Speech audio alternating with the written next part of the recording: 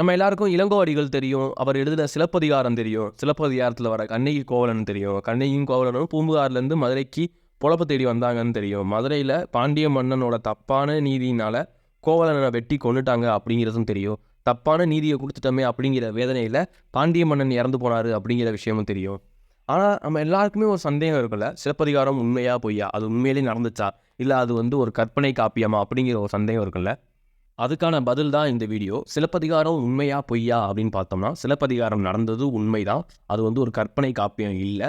அதுக்கான சான்று இப்போ இருக்க மாடர்ன் மதுரையில் கூட இருக்குது. மதுரையில் பழங்கானத்தத்தில் கோவலன் பொட்டல் அப்படின்னு ஒன்று இருக்குது. இந்த கோவலன் பொட்டலுக்கும் கண்ணகி கோவலனுக்கும் என்ன தொடர்பு? இதுக்கு ஏன் கோவலன் பொட்டலுங்கிற பேர் வந்துச்சு? கோவலன் பொட்டலுக்கும் அந்த பொட்டல் இருக்கிற பழங்கானத்தத்துக்கும் மதுரைக்கும் என்ன தொடர்பு? இதை பற்றியெல்லாம் நம்ம தெரிஞ்சுக்கிட்டோம்னா சிலப்பதிகாரம் உண்மையா பொய்யா அப்படிங்கிறது நம்மளுக்கு புரிஞ்சிடும். இதுக்கான ஃபுல் வீடியோ டிஸ்கிரிப்ஷனில் இருக்குது, போய் பாருங்கள்.